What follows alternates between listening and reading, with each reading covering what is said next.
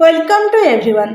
आज आसतु आज क्लास रे आमे माने सोशल साइंस अर्थात आमर जो सामाजिक विज्ञान रही तन्मध्य इतिहास सामाजिक विज्ञान अंतर्गत किछि गुड़िए प्रश्न उत्तर आलोचना करबा जो गुड़िक कि आमर ओटीईटी एग्जाम रे आसीबार संभावना रही सहित राज्य सरकार द्वारा करा समस्त परीक्षा जो इतिहास क्वेश्चन आसुची तन्मध्य मत यही क्वेश्चन गुड़िक आसबार संभावना रही। आसतु आज किछि गुड़ी क्वेश्चन आम आलोचना करबा। निम्नोक्त मधुर केउटी सामाजिक विज्ञान चतुर्थ भाग अटे? इतिहास, भूगोल, अर्थशास्त्र, राजनीति विज्ञान। यार उत्तर होची अर्थशास्त्र। सामाजिक विज्ञान प्रारंभिक स्तर में परिवेश विज्ञान कहुए किंतु परवर्ती स्तर में या कौन कहुए? सामाजिक पाठ। सामाजिक विज्ञान निम्नोक्त केउं विषय अनेक सूचना दिए? देश, महादेश, मनुष्य, उपरोक्त समस्त। मनुष्य अर्थात सामाजिक विज्ञान मनुष्य विषय अनेक सूचना दे थाए। देश महादेश एटर पेडागोजी अनुसार आमको उपरोक्त समस्त आसपे कि यार उत्तर है मनुष्य अर्थात मनीष संबंध में अधिक आमको धारणा दे थाए। सामाजिक पाठर विषय वस्तु गुड़िकर आवश्यकता अनुसार यह परिवर्तनशील। सामाजिक पाठ केउं तत्व सह संपृक्त? व्यावहारिक दिग। केउंटी सामाजिक विज्ञान वैशिष्ट्य नुहे? सामाजिक विज्ञान गोटे उपादान गठित। सामाजिक विज्ञान गोटे उपादान गठित नुहे, बहुत गुड़े उपादान गठित। तेणुक ये प्रश्न अच्छी सामाजिक विज्ञान वैशिष्ट्य नुहे, तेणुक यह गोटे। शिक्षार्थी बंचा बढ़िया कौशल हासिल करता है, या सहित संश्लिष्ट अटे।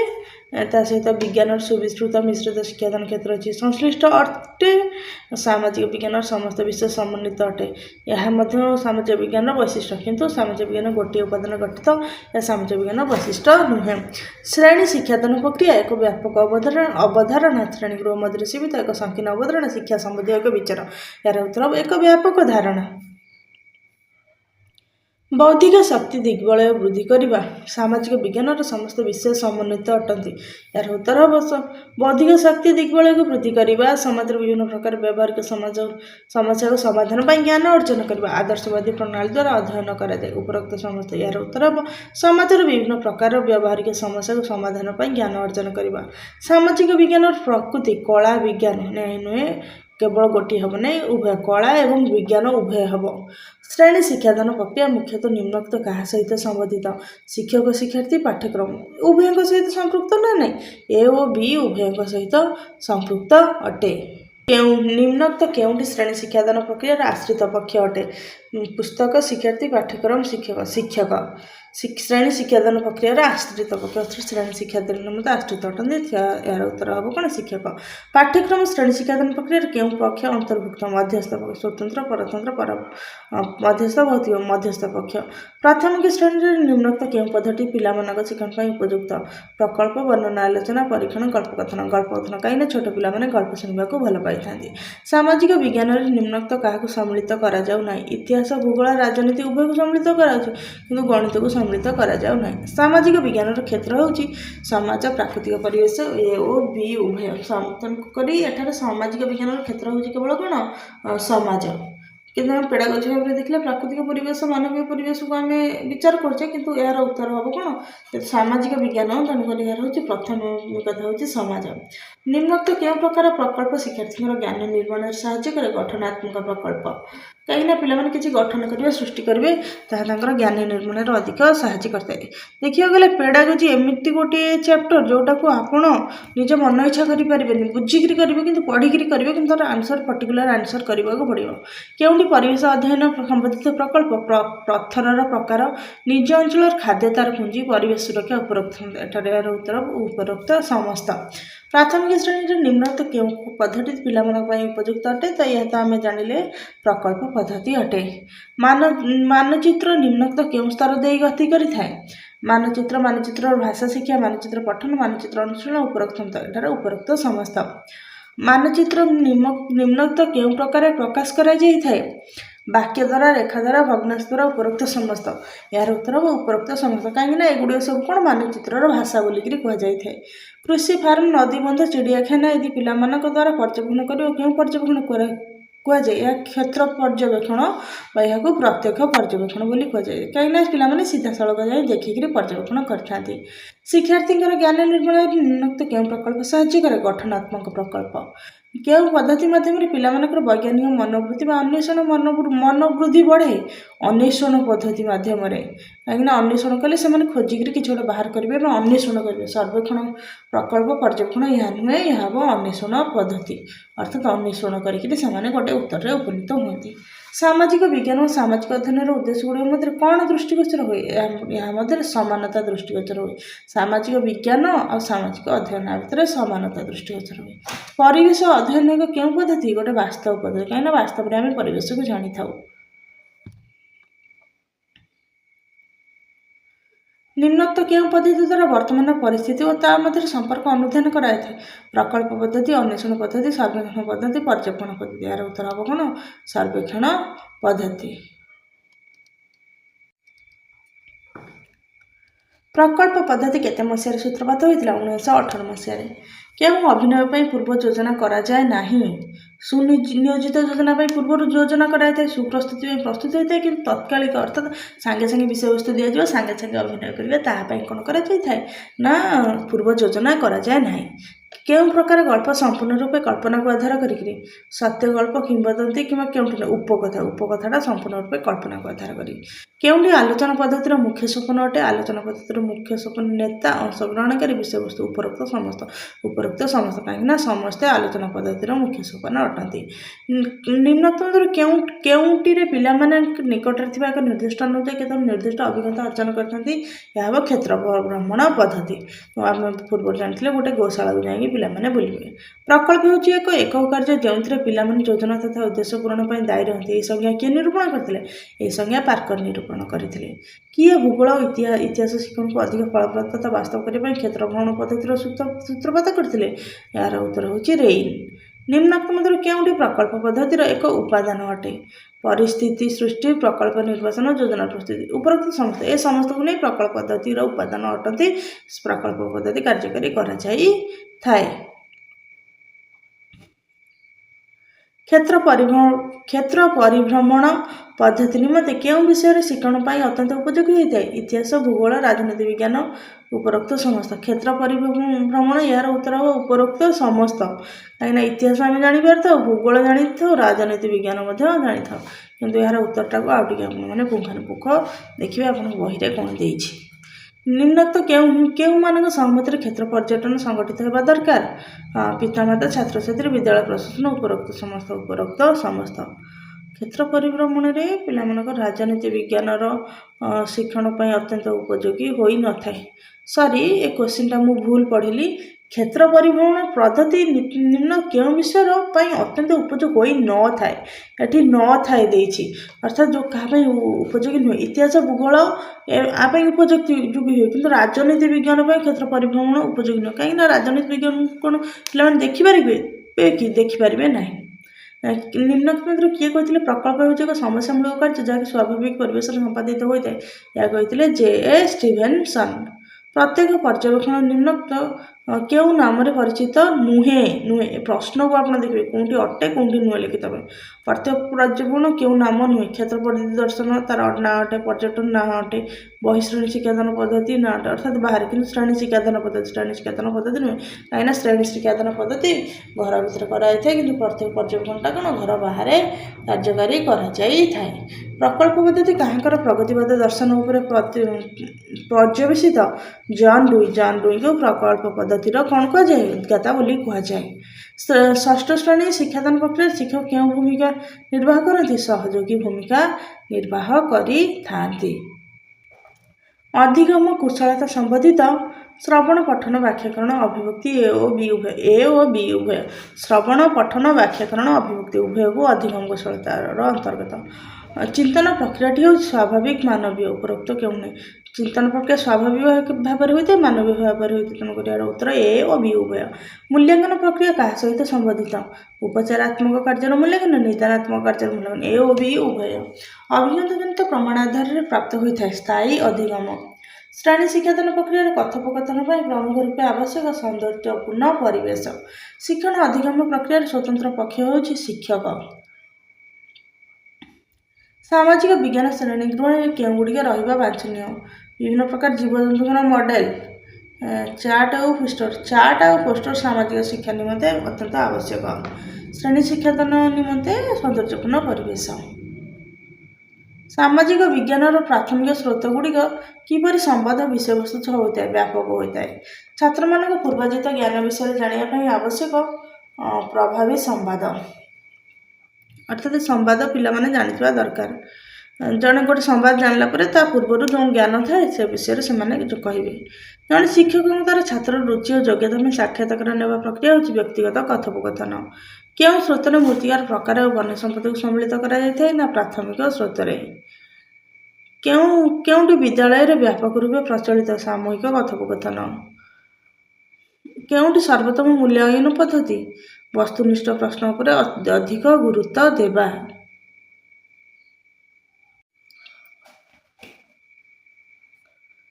ପ୍ରୋଜେକ୍ଟ କାର୍ଯ୍ୟର ପ୍ରଣେତା କିଏ? ଅକିଲ ପେଟ୍ରିକ୍।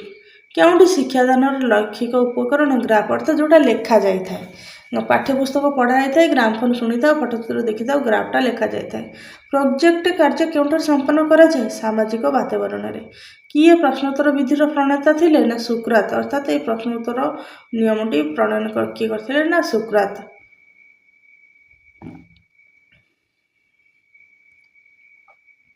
ଶିକ୍ଷାଦାନର ଦୃଶ୍ୟ ଶ୍ରାବ୍ୟ ଉପକରଣ କିଏ? ନା ସ୍ଲାଇଡ୍, ମାନଚିତ୍ର, ମଡେଲ, ବିଦ୍ୟାଳୟ ଯାତ୍ରା। ଅର୍ଥାତ୍ ଶିକ୍ଷାଦାନ ଦେଖିବ ଆଉ ଶୁଣିବ।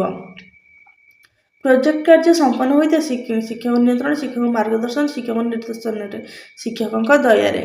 ପଚରାପଚରି କାହା ଉପରେ ଆଧାରିତ? ନା ପ୍ରଶ୍ନ ଉତ୍ତର ଉପରେ। କେଉଁଗୁଡ଼ିକ ଭୌଗୋଳିକ ପ୍ରକଳ୍ପର ଉଦାହରଣ? ଭୌଗୋଳିକ ପ୍ରକଳ୍ପର ଉଦାହରଣ ହେଉଛି ମଡେଲ, ମାନଚିତ୍ର, ଗ୍ରାଫ ପ୍ରସ୍ତୁତିକରଣ, ଚିତ୍ର ଓ ଖବରକାଗଜ, କୃଷି ଫାର୍ମ ପରିଦର୍ଶନ କରି ଭୌଗୋଳିକ ତଥ୍ୟାବଳୀର ଅନୁସନ୍ଧାନ। ଉପରୋକ୍ତ ସମସ୍ତ କ'ଣ ପ୍ରକଳ୍ପର ଉଦାହରଣ। ଅନୁଭୂତିମୂଳକ ପ୍ରମାଣର ପ୍ରକୃତି ଉପଲବ୍ଧ ହୁଏ। ଅନୁଭୂତିମୂଳକ ପ୍ରମାଣର ପ୍ରକୃତି ଉପଲବ୍ଧ ହୁଏ ପ୍ରତ୍ୟେକ ପ୍ରମାଣ, ଯେଉଁଟା ଅନୁଭୂତି ଥାଏ ସେ ତାକୁ ଅନୁଭୂତିରୁ ଆମେ ପ୍ରମାଣ ପାଉ କେଉଁଠୁ? ପ୍ରତ୍ୟେକ ପ୍ରମାଣ ଡାଇରେକ୍ଟ ସିଧାବେଳେ ଦେଖିକି ଆମେ ପ୍ରମାଣ ପାଇଥାଉ, ଅନୁଭୂତି ପାଇଥାଉ। ଅଭିଜ୍ଞତା ଜନିତ ପ୍ରମାଣର ପ୍ରମୁଖ ଆଧାର ହେଉଛି ଜ୍ଞାନେନ୍ଦ୍ରିୟ। ଜ୍ଞାନ ଥିଲେ ତାହା କ'ଣ? ଅଭିଜ୍ଞତାର ପ୍ରମାଣର ଆଧାର ଜ୍ଞାନ। କେଉଁଠି ଭୌଗୋଳିକ ପ୍ରକଳ୍ପର ଅଂଶ ନୁହେଁ? ଏଇଟା ନୁହେଁ ଲେଖାଯାଇଛି। ସ୍ଥାନୀୟ ଯାତାୟାତର ସୁବିଧା ବ୍ୟବସ୍ଥା ଅଂଶ ଅଟେ। ପରିବେଶର ପାଗ ପରିବର୍ତ୍ତନ ଅଂଶ ଅଟେ। ପରିବେଶର ପାଗ ପରିବର୍ତ୍ତନ ଭୌଗୋଳିକ ପ୍ରକଳ୍ପର ଅଂଶ ନୁହେଁ। ଏହା ସଡନ୍ଲି ହେଇଯିବ, ଆପଣମାନେ ତାକୁ କିଛି ଜାଣିପାରିବେନି କି କିଛି କୌଣସି କାର୍ଯ୍ୟ କରିପାରିବେ ନାହିଁ। କିନ୍ତୁ ଶିଳା, ଖଣିଜ ପଦାର୍ଥ ସଂଗ୍ରହ କରି ସ୍କୁଲ ସଂଗ୍ରହାଳୟ ନିର୍ମାଣ ଏହା ଅଂଶ ଅଟେ। ମାନଚିତ୍ର ପ୍ରୟୋଗ କରି ଶ୍ରେଣୀଗୃହରେ ରଖିବା ଏସବୁ ଆମ ହାତରେ ଅଛି, କିନ୍ତୁ ପରିବେଶର ପାଗ ପରିବର୍ତ୍ତନ ଆମ ହାତରେ ନାହିଁ। ତେଣୁକରି ଏହାର ଆନ୍ସର ଅଟେ। ମୂଲ୍ୟାଙ୍କନ ମାପନ ଅପେକ୍ଷା ବ୍ୟାପକ ଅଟେ ମୂଲ୍ୟାଙ୍କନ। ନିଦାନାତ୍ମକ ପରୀକ୍ଷଣ ପାଇଁ କ'ଣ କରାଯାଏ? ପିଲାମାନଙ୍କୁ ଉପର ଶ୍ରେଣୀକୁ ଉତ୍ତୀର୍ଣ୍ଣ କରିବା ପାଇଁ, ଶିକ୍ଷାର୍ଥୀର ଦୁର୍ବଳତା ଚିହ୍ନଟ କରିବା ପାଇଁ, ଗୋଟିଏ ପିରିୟଡ଼ କେତେ ଜ୍ଞାନ ଅର୍ଜନ କରିଛି ପରୀକ୍ଷା ପାଇଁ, ପାଠ୍ୟକ୍ରମ ଶେଷରେ ସାର୍ଟିଫିକେଟ୍ ପ୍ରଦାନ କରିବା ପାଇଁ। ନିଦାନ କହିଲେ ଗୋଟେ ଅସୁବିଧାର କ'ଣ ନିରାକରଣ କରାଯିବ, ଏହା ଶିକ୍ଷାର୍ଥୀର ଦୁର୍ବଳତା ଚିହ୍ନଟ କରିବା ପାଇଁ। ସମୀକ୍ଷାତ୍ମକ ଚିନ୍ତନରେ ପ୍ରମୁଖ ରୂପେ ବିକଶିତ ହୋଇଥାଏ କ'ଣ? ମାନସିକ କ୍ରିୟାଶୀଳତା। ଶିକ୍ଷାର୍ଥୀ ଦ୍ୱାରା ପଚରାପଚରି ପ୍ରକ୍ରିୟା ଆରମ୍ଭ ହୋଇଥାଏ କେଉଁଠି? ନା ପରିବାରରେ। କାହିଁକିନା ପରିବାରରେ ପ୍ରଥମେ ପିଲାଟି କଥା କହି ଶିଖେ। ନ୍ୟସ୍ତ କାର୍ଯ୍ୟ କେଉଁ ପରୀକ୍ଷଣର ବିକଳ୍ପ ଭାବେ ବ୍ୟବହାର କରାଯାଇପାରେ? ଔପଚାରିକ ପରୀକ୍ଷଣ। ପର୍ଯ୍ୟଟନ ପାଇଁ ବିଚାର କଲାବେଳେ କାହାର ସମସ୍ତ ନୀତି ଅନୁସରଣ କରାଯିବା ଦରକାର? ପ୍ରକଳ୍ପ। କେଉଁ କାର୍ଯ୍ୟ ଦ୍ୱାରା ଶିକ୍ଷାର୍ଥୀର ବୋଧ ଜ୍ଞାନ ବଢ଼ାଇ ଆହରିତ ଜ୍ଞାନକୁ ନୂଆ ପରିସ୍ଥିତିରେ ପ୍ରୟୋଗ କରିବା ପାଇଁ ସହାୟତା କରିଥାଏ? ପ୍ରକଳ୍ପ କାର୍ଯ୍ୟ। ପରୀକ୍ଷଣ, ଚେକଲିଷ୍ଟ, ରେଟିଂ ସେଲ୍, ପ୍ରକଳ୍ପ କାର୍ଯ୍ୟ। ପର୍ଯ୍ୟବେକ୍ଷଣ କେଉଁ ଜ୍ଞାନ ପ୍ରଦାନ କରେ? ପର୍ଯ୍ୟବେକ୍ଷଣ ସ୍ଥିର, ଅର୍ଥାତ୍ ଆପଣ ସ୍ଥିର ହୋଇପାରିବେ। କେଉଁ ଶ୍ରେଣୀଠାରୁ ନ୍ୟସ୍ତ କାର୍ଯ୍ୟକୁ ମୂଲ୍ୟାୟନକୁ ଏକ ସାଧନ ରୂପେ ବ୍ୟବହାର କରାଯାଇପାରିବ? ଚତୁର୍ଥ ଶ୍ରେଣୀଠାରୁ। ନାଟ୍ୟାଭିନୟ ହେଉଛି ଏକ କଳା, ଯେତେବେଳେ ଇତିହାସ ଏକ ବିଜ୍ଞାନ ହେବାର ଆଶା ରଖେ। ଏକଥା କିଏ କହିଥିଲେ? ଏକଥା C.D. ଘାଟୋଲ କହିଥିଲେ। ନମୁନା ତିଆରି ଓ ମାନଚିତ୍ର ଅଙ୍କନ କରିବା ସାମାଜିକ ବିଜ୍ଞାନ ଶିକ୍ଷାଦାନର କେଉଁ ଉଦ୍ଦେଶ୍ୟ ସହିତ ଜଡ଼ିତ? ଦକ୍ଷତା ସହିତ। ନଗର ବିଜ୍ଞାନ ଶିକ୍ଷାରେ କାହାକୁ ଅଧିକ ଗୁରୁତ୍ୱ ଦିଆଯାଏ? ଶିକ୍ଷକଙ୍କ ପ୍ରତ୍ୟକ୍ଷ ଅଭିଜ୍ଞତା। କାହିଁକିନା ଏଠି ଆପଣ କିଛି ଗୋଟେ ପର୍ଟିକୁଲାର ନଥାଏ, ରହିନଥିବ, ଆପଣ କ୍ଷେତ୍ର ଭ୍ରମଣ କରିପାରିବେନି କି ଦେଖିପାରିବେନି, କିନ୍ତୁ ଅଭିଜ୍ଞତାର ହିଁ ଜଣାପଡ଼େ। କେଉଁ ବିଷୟର ଅଧ୍ୟୟନରେ ସମୟରେଖା ଅଙ୍କନ କରାଯାଏ? ଇତିହାସ। କାହିଁକିନା ଇତିହାସରେ ସମୟରେଖା ଅଙ୍କନ କରାଯାଏ କେଉଁ ସମୟରେ କେଉଁ କାର୍ଯ୍ୟ ଘଟଣା ଘଟିଥିଲା। କେଉଁଠି ନିର୍ବାଚନମୂଳକ ପ୍ରଶ୍ନ ନୁହେଁ? ଶୂନ୍ୟସ୍ଥାନ ପୂରଣ କର। ଶୂନ୍ୟସ୍ଥାନ ପୂରଣ କର ନିର୍ବାଚନମୂଳକ ନୁହେଁ। ବର୍ଗୀକରଣ ଥିବ ବର୍ଗ ମଧ୍ୟରୁ ତା ମଧ୍ୟରୁ କାହାକୁ ଅଲଗା କରିଦେବା ପାଇଁ ଭୁଲ ଟିକିଟେ ସଜ୍ଜୀକରଣ ସଜାଇଲ ଶୂନ୍ୟସ୍ଥାନ ପୂରଣ କର ନୁହେଁ। ବ୍ଲୁ ପ୍ରିଣ୍ଟକୁ କ'ଣ କୁହାଯାଏ? ଆଧାର ପତ୍ର ବୋଲିକିରି କୁହାଯାଏ। ମୂଲ୍ୟାଙ୍କନ ପତ୍ର ନୁହେଁ, ପ୍ରଶ୍ନପତ୍ର ନୁହେଁ, ଅଧିକାଂଶ ପତ୍ର ନୁହେଁ, ଆଧାର ପତ୍ର ବୋଲିକିରି କୁହାଯାଇଥାଏ। ଶିକ୍ଷାର୍ଥୀକୁ ବୃତ୍ତି ଚୟନ ପାଇଁ କେଉଁଟି ମୂଲ୍ୟାୟନର ଉଦ୍ଦେଶ୍ୟ ନୁହେଁ? ଶିକ୍ଷାର୍ଥୀକୁ ଉପର ଶ୍ରେଣୀକୁ ପାସ୍ କରିବା ଉଦ୍ଦେଶ୍ୟ ଅଟେ। ଶିକ୍ଷାଦାନ ପ୍ରଣାଳୀକୁ ଅଧିକ ପରିମାର୍ଜିତ କରିବା ଉଦ୍ଦେଶ୍ୟ ଅଟେ। ଶିକ୍ଷାଦାନର ଲକ୍ଷ୍ୟ ହାସଲ ହେଲା କି ନାହିଁ ଜାଣିବା ଏଇଟା ଉଦ୍ଦେଶ୍ୟ ଅଟେ, କିନ୍ତୁ ଶିକ୍ଷାର୍ଥୀକୁ ବୃତ୍ତି ଚୟନ ପାଇଁ ସାହାଯ୍ୟ କରିବା ଏଇଟା ମୂଲ୍ୟାୟନ ଉଦ୍ଦେଶ୍ୟ ନୁହେଁ। କାହିଁକିନା ମୂଲ୍ୟାୟନ କ'ଣ ଅଛି? ଗୋଟେ ନିର୍ଦ୍ଦିଷ୍ଟ ଶ୍ରେଣୀର ଆଉ ପାଠ୍ୟକ୍ରମ ଅନୁସାରେ ହୋଇଥାଏ।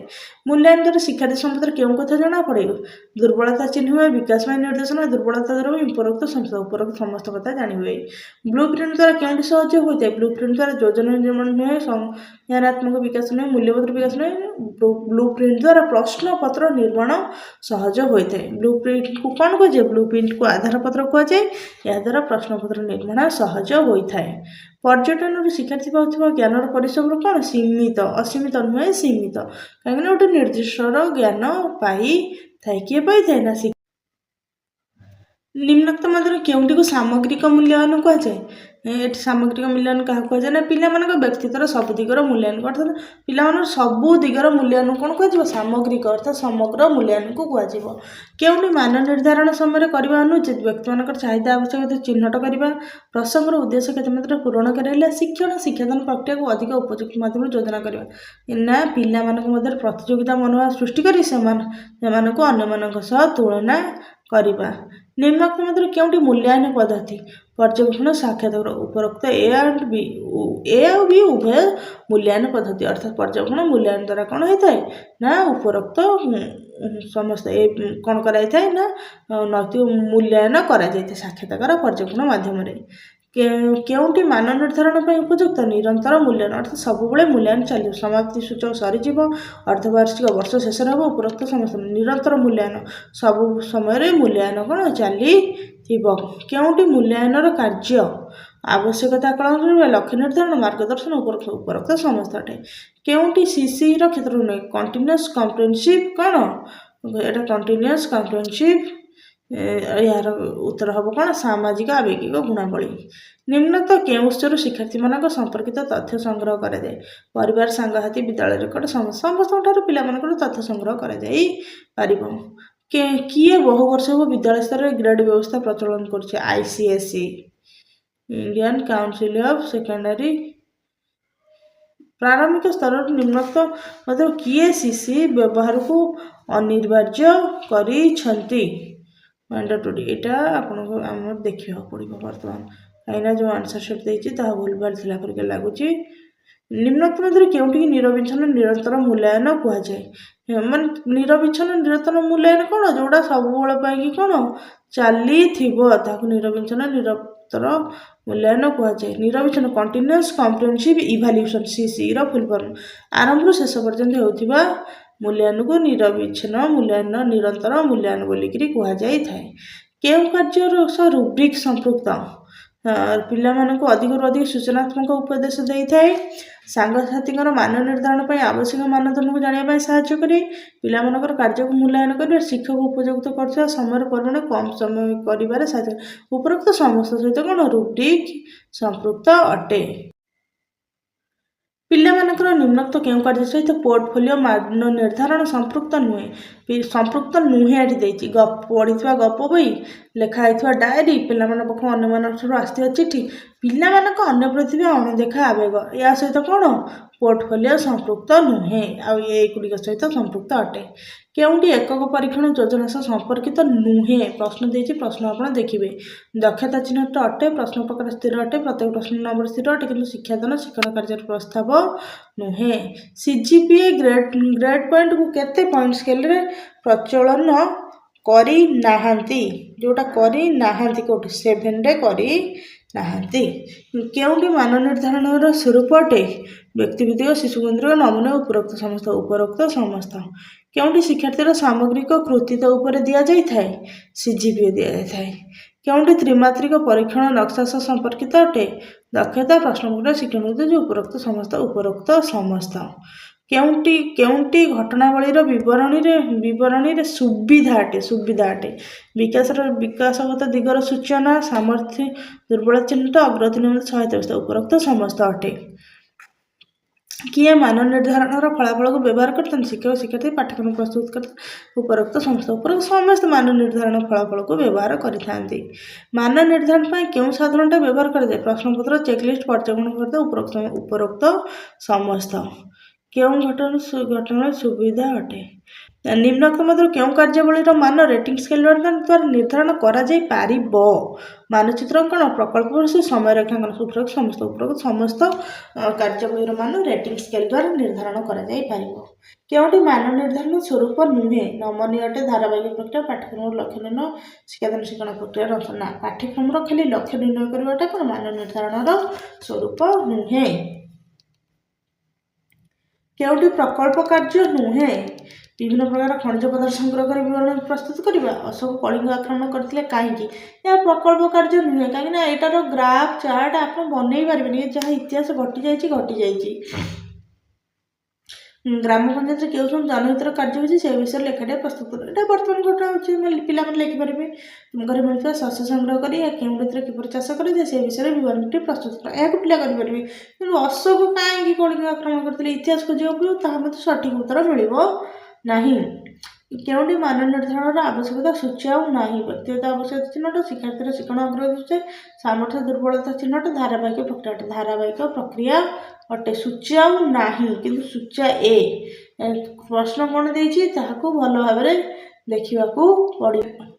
ଏହି ସାମାଜିକ ବିଜ୍ଞାନର କେତେ ଗୁଡ଼ିଏ ପ୍ରଶ୍ନ ଯାହାକି OTT ଏକ୍ଜାମ ନିମନ୍ତେ ଆବଶ୍ୟକ, ତନ୍ମଧ୍ୟରୁ ଆଉ କିଛି ଗୁଡ଼ିଏ ପ୍ରଶ୍ନ ମଧ୍ୟ ଆମେ ଆଲୋଚନା କରିବା। ଦେଖନ୍ତୁ, ନିମ୍ନୋକ୍ତ ମଧ୍ୟରୁ କେଉଁଟି ପରୀକ୍ଷଣ କୌଶଳ ସହ ସମ୍ପର୍କିତ ନୁହେଁ? ଅର୍ଥାତ୍ ଏଇ ପ୍ରଶ୍ନଟାକୁ ଭଲ ଭାବରେ ଦେଖିବା ଦରକାର, କେଉଁଟା ସମ୍ପର୍କିତ କିମ୍ବା କେଉଁଟା ସମ୍ପର୍କିତ ନୁହେଁ। ଏଠି ନୁହେଁ ପଚାରିଛି। ରେଟିଂ ସ୍କେଲ, ଦୀର୍ଘ ଉତ୍ତରମୂଳକ ପ୍ରଶ୍ନ, ସଂକ୍ଷିପ୍ତ ଉତ୍ତରମୂଳକ ପ୍ରଶ୍ନ, ବସ୍ତୁନିଷ୍ଠ ପ୍ରଶ୍ନ। ଦେଖନ୍ତୁ, ଏଠି ଜାଣିବାର ସହଜ ତରିକା ହେଉଛି, ଏଠି ପ୍ରଶ୍ନ ଅଛି, ଏ ତିନିଟାରେ ପ୍ରଶ୍ନ ଅଛି କିନ୍ତୁ ରେଟିଂ ସ୍କେଲଟା ଅଲଗା। ନିମ୍ନୋକ୍ତ ମଧ୍ୟରୁ କେଉଁଟି ବସ୍ତୁନିଷ୍ଠ ପ୍ରଶ୍ନ ନୁହେଁ?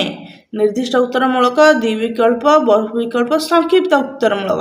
ସଂକ୍ଷିପ୍ତ ଉତ୍ତରମୂଳକଟା ବସ୍ତୁନିଷ୍ଠ ନୁହେଁ। ବସ୍ତୁନିଷ୍ଠ କଲେ ଗୋଟେ ପର୍ଟିକୁଲାର ଆନ୍ସରକୁ ହିଁ ବୁଝାଉଥିବ, ଗୋଟିଏ ଆନ୍ସରକୁ। ନିମ୍ନୋକ୍ତ ମଧ୍ୟରୁ କେଉଁଟି ମାନ ନିର୍ଦ୍ଧାରଣର ଏକ କୌଶଳ ଅଟେ? ପରୀକ୍ଷଣ, ପର୍ଯ୍ୟବେକ୍ଷଣ, ପ୍ରକଳ୍ପ କାର୍ଯ୍ୟ, ଉପରୋକ୍ତ ସମସ୍ତ। ଏ ସମସ୍ତ ଗୁଡ଼ିକ କ'ଣ ମାନ ନିର୍ଦ୍ଧାରଣର ଗୋଟିଏ କୌଶଳ ଅଟନ୍ତି। କେଉଁଟି ମାନ ନିର୍ଦ୍ଧାରଣର ସାଧନୀ ନୁହେଁ? ଏହା ମଧ୍ୟରୁ ପ୍ରଶ୍ନାବଳୀ, ଘଟଣାବଳୀ ବିବରଣୀ, ଚେକଲିଷ୍ଟ, ପ୍ରକଳ୍ପ କାର୍ଯ୍ୟ। ପ୍ରକଳ୍ପ କାର୍ଯ୍ୟଟା ମାନ ନିର୍ଦ୍ଧାରଣ ସାଧନୀ ନୁହେଁ, କାହିଁକିନା ପ୍ରକଳ୍ପ କାର୍ଯ୍ୟଟା ଗୋଟେ କାର୍ଯ୍ୟ କରାଯାଇଥାଏ। କେଉଁଟି ଉତ୍ତରର ଦୀର୍ଘତାକୁ ଆଧାର କରି ପ୍ରଶ୍ନ ନୁହେଁ? ଏଠି ନୁହେଁ ଲେଖିଛି, ପ୍ରଶ୍ନଟା ଠିକ୍ ଭାବରେ ଦେଖିବାକୁ ପଡ଼ିବ। ଏହାର ଉତ୍ତର ହେବ କ'ଣ? କାର୍ଯ୍ୟଭିତ୍ତିକ। କାର୍ଯ୍ୟଭିତ୍ତିକଟା କ'ଣ ନା ଉତ୍ତରର ଦୀର୍ଘତାକୁ ଆଧାର କରି ପ୍ରଶ୍ନ ନୁହେଁ, କିନ୍ତୁ ଦୀର୍ଘର ଉତ୍ତରମୂଳକ ଦୀର୍ଘତା, ବସ୍ତୁନିଷ୍ଠ, ସଂକ୍ଷିପ୍ତ ଉତ୍ତରମୂଳକ, କାର୍ଯ୍ୟଭିତ୍ତିକ। ତ ଏଇ ପ୍ରଶ୍ନର ଉତ୍ତରଟା ମଧ୍ୟ ଆଉ ଟିକେ ଭଲ ଭାବରେ ଦେଖିବାକୁ ପଡ଼ିବ, କାହିଁକିନା ଆମକୁ ପ୍ରଶ୍ନ ମାନେ ଯେଉଁ ଆମେ ପଢ଼ିଛେ ପେଡ଼ାଗୋଜି, ସେ ଅନୁସାରେ ଆମର ମନରେ ଆସୁଛି କି ଏଇଟା ବସ୍ତୁନିଷ୍ଠଟି ହେବ ନାହିଁ, କ'ଣ ଉତ୍ତରର ଦୀର୍ଘତାକୁ ଆଧାର କରି ପ୍ରଶ୍ନ ନୁହେଁ। କିନ୍ତୁ ନାଇଁ ଏଇଟା ହେବନି, ଏଇଟା ହେବ କାର୍ଯ୍ୟଭିତ୍ତିକ। କାହିଁକିନା ବସ୍ତୁନିଷ୍ଠ କଲେ ପର୍ଟିକୁଲାର, କିନ୍ତୁ ଉତ୍ତରର ଦୀର୍ଘତାକୁ ଆଧାର କରିଥାଏ, କିନ୍ତୁ କାର୍ଯ୍ୟଭିତ୍ତିକ କାହିଁକିନା ଗୋଟେ ପିଲା ଗୋଟେ କାର୍ଯ୍ୟ କରିଥାଏ। ନିମ୍ନୋକ୍ତ ମଧ୍ୟରୁ କେଉଁଟି ଏକ ପ୍ରୟୋଗାତ୍ମକ ପ୍ରଶ୍ନ, ଅର୍ଥାତ୍ ପ୍ରୟୋଗ କରାଯାଇଥିବା ପ୍ରଶ୍ନ? ଗ୍ରାମ ପଞ୍ଚାୟତ ସମିତିର କାର୍ଯ୍ୟ ତୁଳନା କର। ଗୋଟିଏ ଗ୍ରାମାଞ୍ଚଳ ସ୍ୱାୟତ୍ତଶାସନ ସଂସ୍ଥାର ନାମ କୁହ। ଗ୍ରାମ ପଞ୍ଚାୟତ ନଥିଲେ କ'ଣ ହୁଅନ୍ତା? ତୁମ ଖାତାରେ ତୁମ ଗ୍ରାମ ପଞ୍ଚାୟତର ଚିତ୍ର ଅଙ୍କନ କର। ଏଠି କ'ଣ ଗୋଟେ ପ୍ରୟୋଗାତ୍ମକ, ଅର୍ଥାତ୍ ପ୍ରୟୋଗ କରିକିରି ଯେଉଁ କାର୍ଯ୍ୟ କରିକିରି ଯେଉଁ ଉତ୍ତର ଆମେ ପାଇବା, ଏହା ହେବ ଗ୍ରାମ ପଞ୍ଚାୟତ ନଥିଲେ କ'ଣ ହୁଅନ୍ତା। କେଉଁଟି ସହଜ୍ଞାନାତ୍ମକ ଦିଗ ସହ ସମ୍ପର୍କିତ ନୁହେଁ? ଏଟା ନୁହେଁ ଅଛି ପ୍ରଶ୍ନ, ଏହାର ଉତ୍ତର ହେବ ମାନଚିତ୍ର ଅଙ୍କନ। ତ ଏହା ହିଁ ଥିଲା ଆମର ସାମାଜିକ ବିଜ୍ଞାନର କେତେ ଗୁଡ଼ିଏ ପ୍ରଶ୍ନ ଏବଂ ତାହାର ବସ୍ତୁନିଷ୍ଠ ଉତ୍ତର। ଯଦି ଆପଣମାନଙ୍କୁ ଏହି କ୍ଲାସ୍ଟି ଭଲ ଲାଗିଛି ତେବେ ତାହେଲେ ନୂଆ କ୍ଲାସ୍ ପାଇଁ ଚ୍ୟାନେଲଟିକୁ ସବସ୍କ୍ରାଇବ୍ କରନ୍ତୁ। ପରବର୍ତ୍ତୀ କ୍ଲାସ୍ରେ ଆମେ ଏହି OTT ଏବଂ ଟିଚର ଏକ୍ଜାମିନେସନ୍ ନିମନ୍ତେ ଅନ୍ୟାନ୍ୟ କ୍ଲାସ୍ର ଭିଡ଼ିଓ ମଧ୍ୟ ଅପଲୋଡ଼ କରିବୁ।